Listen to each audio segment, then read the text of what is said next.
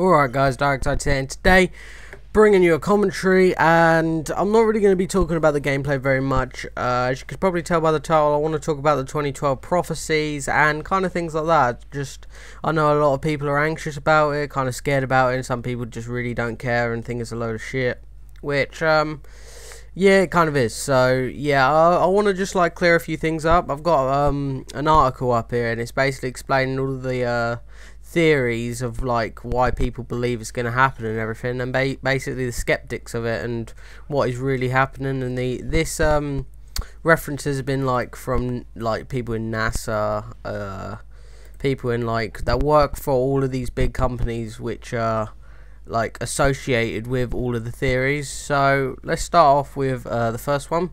The first one is the Mayan prophecy, and this is basically like the Mayan calendars gonna the longest Mayan calendar is gonna end on the 21st December 2012.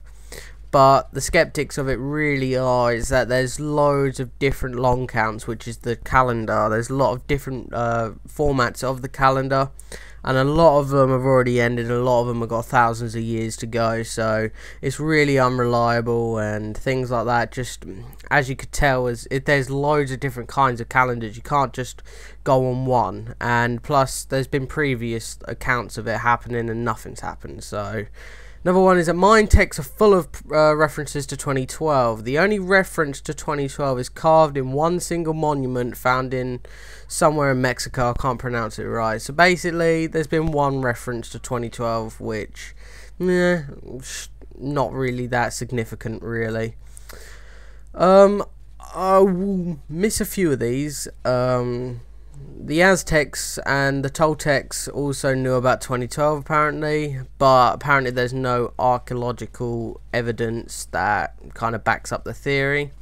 But I'll move on to the celestial significance, which is talking about the planet. And believers believe that December the 21st, 2012 is a significant celestial date.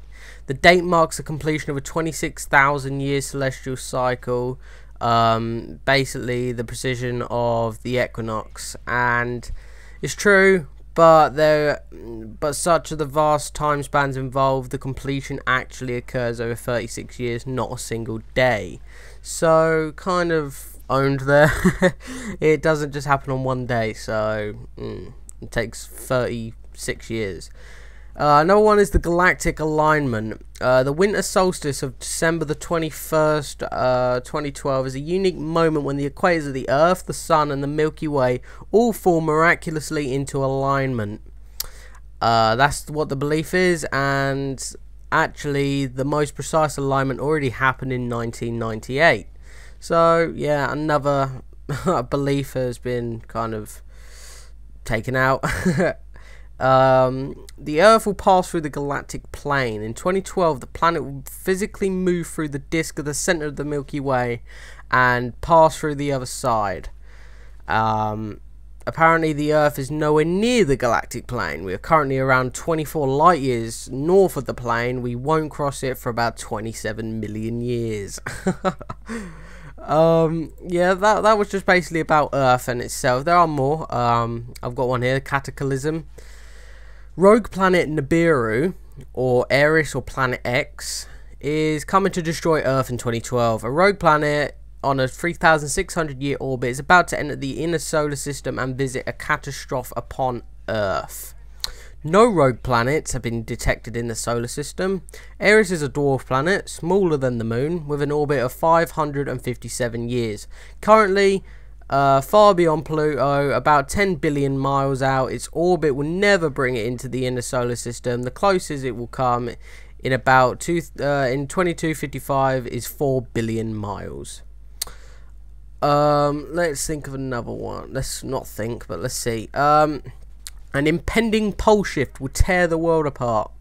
The entire mantle of the Earth will shift in a matter of days, perhaps hours, changing the position of the North and South Poles, causing worldwide disaster, earthquakes, world rock, every continent, massive tsunamis would inundate coastal cities. It would be the ultimate planetary catastrophe. And that was off of a documentary. A pole shift is actually impossible. Sudden changes in the position of the rotational axis of the Earth is impossible. So yeah, the polar has wandered at various times in the past, but speeds of around 1 degree per million years. So yeah, that's kind of impossible. A geomagnetic reversal in 2012 would devastate the planet. Observations show that the Earth's magnetic field is weakening. A massive solar flare will trigger a reversal of the North and South Poles, destroying the world.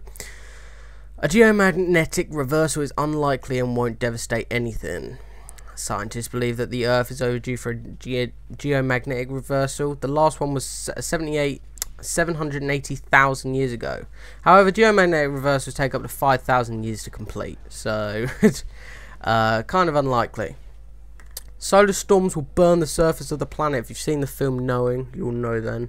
A peak in explosive storms on the surface of the sun could knock out North America's power grid for years, triggering food shortages, water scarcity, and collapse of the civilization.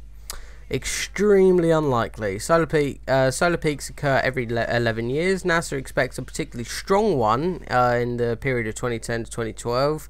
At worst, solar maximum will disrupt satellite and cell phones, not power grids.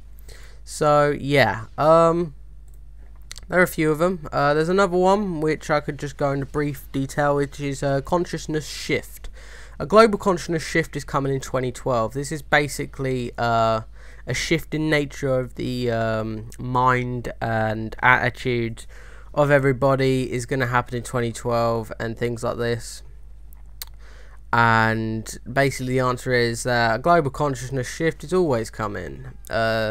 Those with new age faiths have for years believed in a forthcoming consciousness shift, spiritual evolution, and dawning of a new age. This is just a modern version of the same story mixed in with countercultural spiritual activism. So yeah, I don't know what to make of it really. Well, I do. I just believe it's like any other doomsday event. It's not going to happen, and it's just been blown out of context, I think, as normally, really. I hope you enjoyed the commentary. I died stupidly there by the last stand. I was on for a nice kill streak there. I think that was my highest kill streak, actually. 36, I think it was. Oh, I can't remember. But, yeah, quite nice. Hope you enjoyed the gameplay and the commentary, and I'll see you guys later.